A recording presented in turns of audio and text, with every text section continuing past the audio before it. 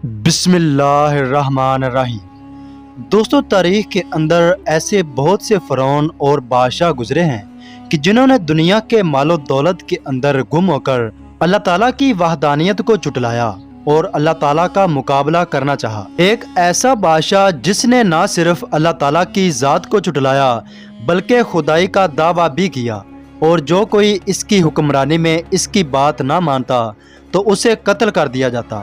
اس کے ساتھ ساتھ اس بادشاہ نے خدائی کا دعویٰ کرتے ہوئے دنیا میں جنت بھی بنائی، مگر بدقسمتی کی وجہ سے وہ اس جنت میں داخل نہ ہو سکا۔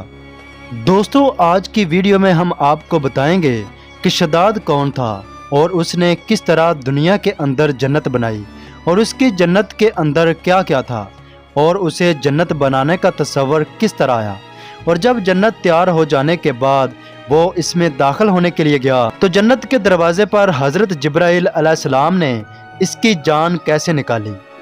دوستو، شداد اس قوم سے تھا جسے قرآن مجید میں قوم عاد یا قوم سمود کہا گیا ہے۔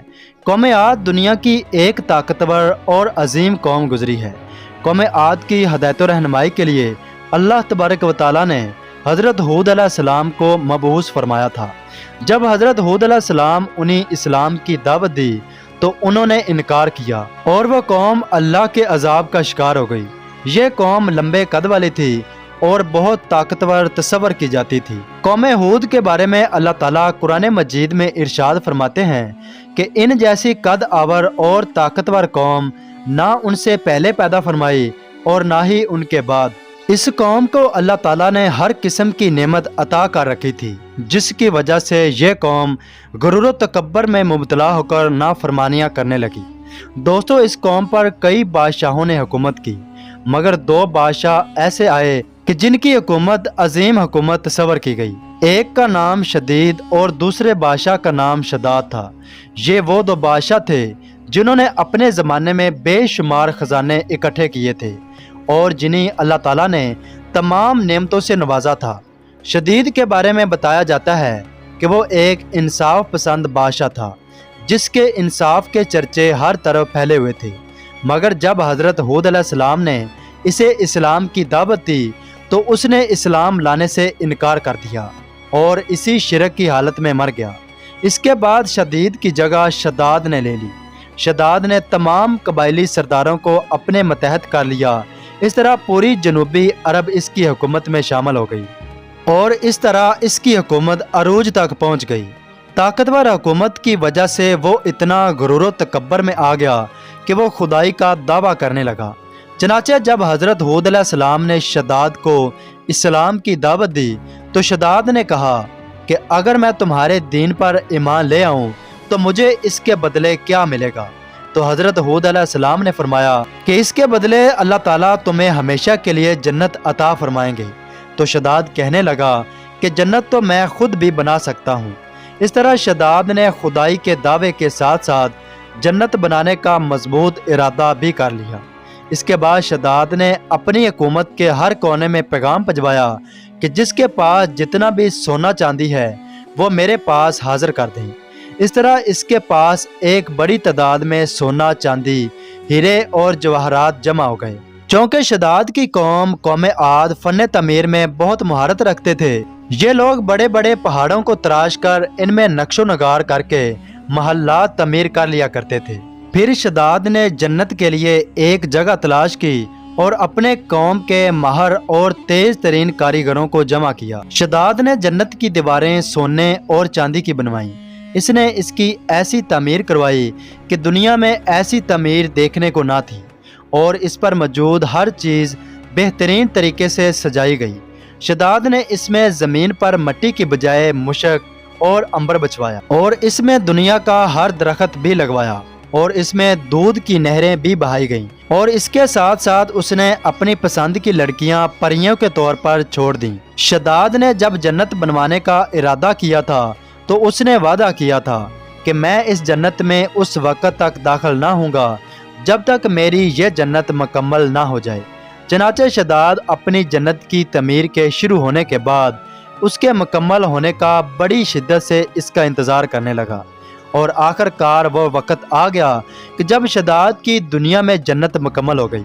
شداد کی جنت کو مکمل ہونے میں تقریباً 12 سال لگے تھے۔ شداد کی جنت مکمل ہو جانے کے بعد جب شداد کو پیغام دیا گیا کہ آپ کی جنت تیار ہو چکی ہے، آپ آ کر اپنی جنت کو دیکھ سکتے ہیں۔ جب شداد نے یہ خبر سنی تو اس کی خوشی کی کوئی انتہا نہ تھی۔ یہ شداد کی زندگی کا سب سے بڑا مقصد تھا جو کہ پورا ہونے والا تھا۔ چنانچہ شداد اپنی فوج کے ہمراہ اپنی جنت کی سیر کرنے کے لیے نکل پڑتا ہے۔ شداد جب اپنی فوج کے ساتھ جنت کے دروازے پر پہنچا تو اس نے اپنے سامنے ایک گھوڑے پر سوار شخص کو دیکھا، تو شداد اسے دیکھتے ہی پہچان گیا کہ میری موت کا فرشتہ ہے، اور شداد اپنے ساتھیوں سے کہنے لگا کہ یہ شخص مجھے جنت میں داخل نہیں ہونے دے گا۔ تو شداد کے ساتھی کہنے لگے کہ اس کی کیا مجال ہے کہ یہ آپ کو روکے۔ تو شداد کہنے لگا کہ یہ موت کا فرشتہ ہے جو کہ میری روح نکالنے آیا ہے۔ تو اس وقت شداد حضرت ملک الموت کے سامنے رونے لگا اور عرض کرنے لگا کہ میں جانتا ہوں کہ تو میری جان نکالنے آیا ہے، مگر میں ایک بار اپنی جنت کو ضرور دیکھنا چاہتا ہوں۔ تو ملک الموت نے فرمایا کہ مجھے اللہ تعالیٰ کی طرف سے حکم ہے کہ میں تیری جان جنت میں داخل ہونے سے پہلے نکال لوں۔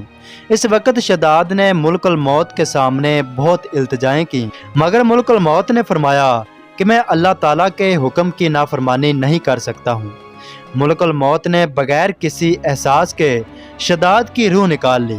بعض روایات کے مطابق شداد کی روح اس حال میں قبض کی گئی کہ اس کا ایک پاؤں گھوڑے پر اور دوسرا پاؤں ہوا میں تھا، تو ملک الموت نے اس کی روح نکال لی تھی۔